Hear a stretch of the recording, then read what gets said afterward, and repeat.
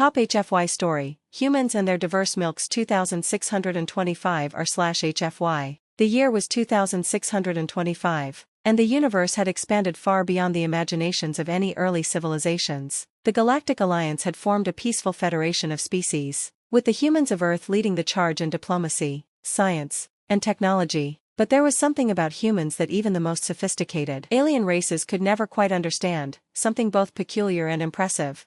It all started on a routine trade mission. The Alliance's trade routes passed through a remote system, and the humans had been tasked with establishing contact with a newly discovered species, the Cliques, a race of insectoid beings who were known for their highly sensitive antennae and advanced farming techniques. The Cliques had been in communication with the Alliance for some time, but they had never directly encountered humans. No one could have predicted the outcome. Captain Sarah Newhart, a seasoned human diplomat and scientist, was selected to lead the delegation. Upon her arrival, she greeted the Cliques leaders with the customary diplomacy protocols, but it quickly became apparent that something was different. The Cliques were fascinated by a particular aspect of human culture that they had never encountered before: milk.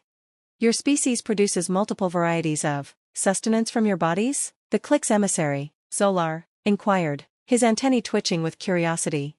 Captain Newhart smiled, understanding the alien's fascination. Yes, humans have evolved to produce several different types of milk throughout their lives, from cow's milk to goat, soy, almond, and even more. It's an integral part of our diet and culture.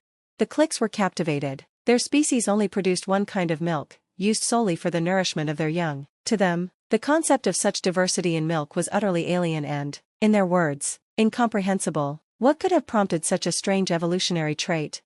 We have many kinds of milk, Captain Newhart explained, and we use them for different foods, beverages, and even medicinal purposes. It's more than just nourishment, it's a cultural symbol of diversity, adaptability, and abundance. Zolar tilted his head in confusion. But, why? Why not? Sarah chuckled. We humans have always been resourceful. Ever since our early days on Earth, we discovered the benefits of different milks through trial and error. Cow's milk helped us build strong bones. Almond milk was easy for those who couldn't digest dairy. And soy milk, well, that was for our environmental concerns. Zolar and the other Cliques leaders exchanged glances, their minds racing to comprehend the magnitude of what humans were saying. They had never seen a species so adaptable, so capable of exploiting a single resource in so many ways. But as the conversation continued, it became clear that there was more to this story than just biology. The Cliques had their own limited range of food sources, but the diversity of human milks represented something far greater: resilience, creativity, and even unity. Sarah explained how the various milk products had led to thriving industries, community connections, and even peace in times of scarcity. Each species on Earth had found a way to contribute, whether through farming, technology, or ingenuity. The different types of milk were but a small reflection of humanity's ability to adapt to any environment. One by one, the Cliques began to understand, their antennae vibrating with a strange new emotion: respect. Your species, Zolar said, after a long pause, does not merely survive. You thrive, you evolve, you take what is around you and turn it into something greater than itself. Captain Newhart smiled, her eyes sparkling with pride. We don't just survive the challenges that come our way, we embrace them, and we make them part of us. It's what we do best. We take the raw material of life and turn it into something extraordinary. And so, the humans and the Cliques shared a special bond, one born from an unexpected source: milk. The Cliques, once closed off to the idea of sharing their advanced farming techniques with others, now saw humanity in a new light. As the delegation ended, Zolar clasped his four-clawed hands in front of him. We have learned much from you, human. Perhaps we too will learn to diversify our nourishment. Perhaps we can learn to thrive. Captain Newhart bowed, a deep sense of pride welling up inside her. We humans are happy to share. After all, the galaxy is large, and it's not just about surviving, it's about thriving together. The Cliques were forever changed, not just by humanity's ingenuity in producing so many types of milk, but by the understanding that humans were a species who would adapt, innovate, and always find a way to succeed in the face of adversity. And so, the legend of the diverse milks of humanity spread throughout the galaxy, a symbol of the extraordinary potential of humankind, and a reminder that sometimes the smallest things, like a humble cup of milk, could change the course of history. r/HFY, Top HFY Story, Humans and Their Diverse Milks 2625. Author's note: for those of you wondering, yes, the Cliques did indeed adopt a new variety of milk in their agricultural systems. In fact, they now produce a hybrid dairy soy beverage that is quickly becoming the most popular drink across their homeworld. Who knew that humanity's milk diversity could inspire a galactic revolution in food science?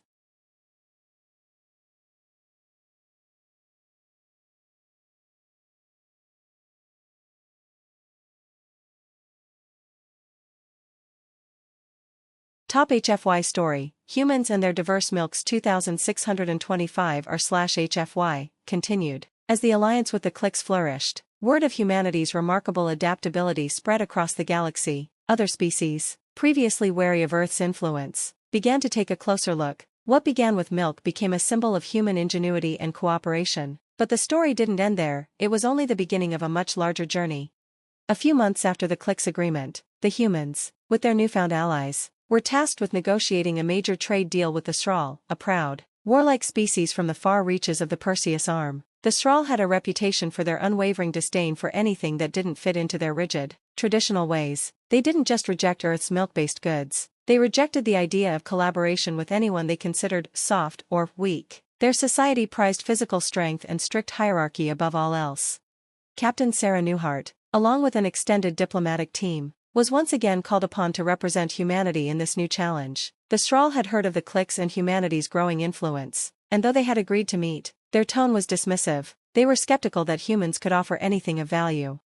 The meeting took place aboard a Sraal dreadnought, a massive and imposing ship that seemed to radiate hostility. Its metallic corridors echoed with the sound of heavy boots as Sarah and her team were escorted into the central council chamber. The Sraal warriors, tall and broad-shouldered, stood in stark contrast to the humans, whose frilier forms nevertheless exuded confidence.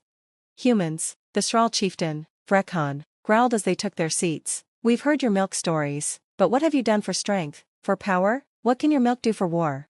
Sarah's lips quirked into a small smile. It's not just about what milk does for us, it's about what it can do for you. The Sraal chieftain's eyes narrowed. Explain. Sarah stepped forward. Your species is known for its incredible physical power and its warrior culture. But even the strongest need more than just brute strength to conquer the galaxy. Humans have learned to use their diversity, not just in our milks, but in our entire way of life. We adapt. We've learned how to turn any challenge into a strength. You see, milk isn't just a food source, it's a foundation for something more. She gestured to the display screens that had been set up in the room. Different types of milk have enabled us to develop vital technologies, build stronger communities, and even train our minds and bodies for peak performance. From protein-rich whey used by athletes for endurance, to lactose-free milks for those with digestive challenges, humans have found a way to turn every weakness into a strength. Vrekhan, still skeptical, leaned in, his muscular arms crossed. You speak of strength in the mind, in the body, but strength in battle is what matters most. Sarah paused, then with a knowing smile, continued, imagine this, what if we could offer you a way to adapt your warriors in ways you've never imagined? We humans are innovators, and we've worked out techniques where milk-derived products can help bolster mental clarity, reduce fatigue, and enhance physical recovery. We've even developed specialized milk-based supplements to help those who face extreme conditions, like deep space travel and high-pressure combat zones. The Sraal were intrigued, if not impressed. Vrekhan was a seasoned warrior, he had fought in countless skirmishes and had experienced the brutal realities of war. The idea of strengthening the body and mind through something as humble as milk seemed absurd, but it was also undeniably fascinating. I've heard of your human sports. Your athletes are said to have unmatched endurance and power. Could this milk of yours be the key? Vrekhan asked. Not just milk, Sarah replied, but the principle behind it, diversifying your resources, expanding your boundaries. What if your warriors could not only be physically invincible, but also mentally sharper, more focused than ever before? Vrekhan stood silently, considering her words. His fellow Sraal looked on, sensing the subtle shift in the atmosphere. Finally, Vrekhan grunted, show me, prove it. The challenge was set, and the human team quickly arranged a demonstration on a nearby training facility, a neutral space designed for testing physical endurance. The Sraal had provided a group of their elite warriors, each capable of feats that made even the most seasoned human soldier seem insignificant. The first trial was a strength competition, testing raw power, stamina, and endurance. The Sraal warriors easily outmatched the humans in sheer muscle, lifting weights and carrying heavy objects that seemed impossible to most species. But the second phase of the test was something no one expected, a mental focus challenge.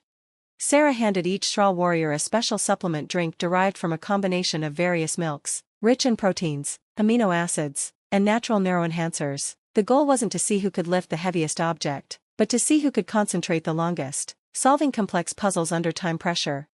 The Sraal, known for their brute strength, faltered. Despite their physical prowess, they struggled with the mental agility required for the challenge. Meanwhile, the human participants, who had been using such supplements for years, soared through the puzzles, their minds sharp and clear. The final trial took place in a virtual combat simulation, where warriors fought in an environment that simulated the chaos of a battlefield. The human team, fueled by their special milk-based supplements, moved with lightning speed, coordinating with unparalleled precision. They adapted to new tactics and environments faster than the Sral warriors could react. By the end of the day, the results were undeniable. The human soldiers, though smaller and seemingly less powerful, had bested the Sral in every mental challenge and proved their adaptability. Vrekhan looked at Sarah, his eyes wide with awe. Your species? You don't just adapt, you dominate, through mind, body, and spirit. Sarah nodded, a quiet pride swelling within her. We are humans. We don't just survive, we thrive. We turn every weakness into a strength, and every challenge into an opportunity.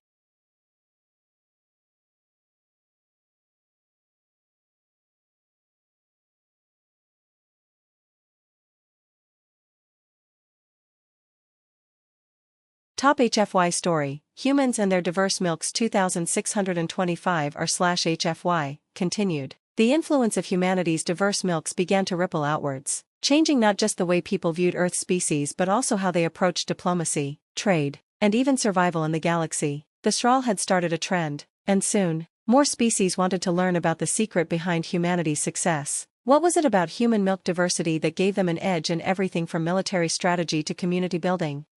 One such species was the Zorak, a reptilian race that had recently made first contact with the Galactic Alliance. The Zorak had a reputation for being fiercely independent, pragmatic, and distrustful of anything that seemed too human. They were a proud species, with a long history of surviving on harsh planets and thriving in environments where most other life forms would perish. The Zorak had heard about the breakthroughs humans had made with their milk-derived products, but they were less than impressed. To them, milk was a resource like any other, something that could be consumed, but not revered or altered to such an extent. They believed in self-sufficiency above all else, viewing humans as a species that relied too heavily on technology and innovation. They did not understand the value of diversity, especially not in something as basic as milk. Captain Sarah Newhart, ever the ambassador of human ingenuity, was once again called upon. She was tasked with forging an alliance with the Zorak and showing them the potential benefits of Earth's most underestimated resource. The stakes were high. If the Zorak joined the Galactic Alliance, it would open up new trade routes, but if they refused, the Alliance could risk losing a crucial military ally. The meeting took place on Zorak Prime, the species' homeworld, a vast, arid planet that challenged even the most resilient of life forms. The Zorak cities were built into the sides of deep canyons, protecting them from the scorching heat of their sun. The air was thin, and the landscape was littered with jagged rocks and dust storms that could wipe out entire settlements in moments. Captain Newhart stepped off the transport vessel and was greeted by a delegation of Zorak officials. Their leader, HFY, a massive creature with scales like polished obsidian and eyes that gleamed with suspicion, regarded her with cold, calculating gaze. Human, HFY's voice echoed through the chamber. We've heard of your milks. You claim they bring strength, but we, the Zorak, do not need such things. We have thrived for millennia without such luxuries. Tell me why we should care.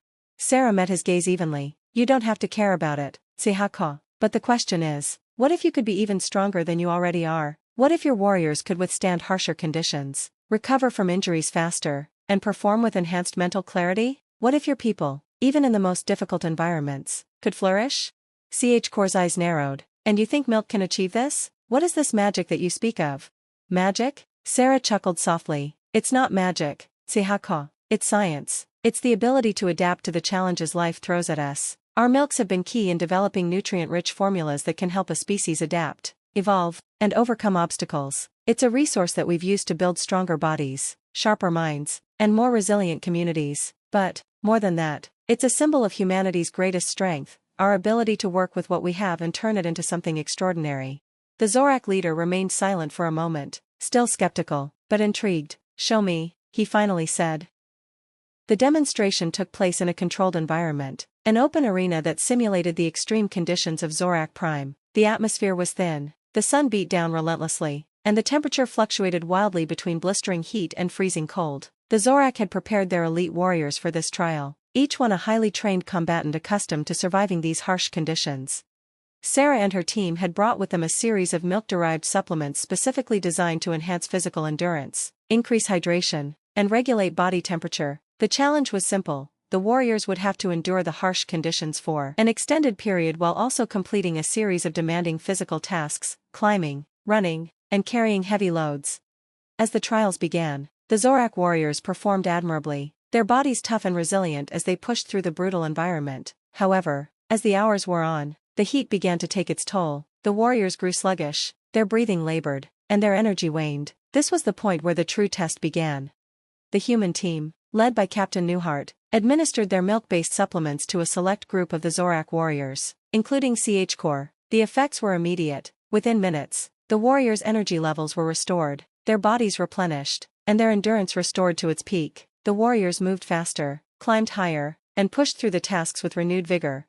By the end of the trial, the difference was stark. The Zorak warriors who had not consumed the milk supplements were fatigued and struggling to complete the tasks. Meanwhile, those who had consumed the supplements were not only surviving, they were thriving. They had outpaced their comrades and completed the course with impressive speed and efficiency. CH-Core stood in stunned silence as he watched his warriors, his mind racing. He had witnessed firsthand how something as simple as milk, when used intelligently, could unlock untapped potential. He had never imagined that such a humble resource could become a tool for survival and strength in a way that no other technology or strategy could.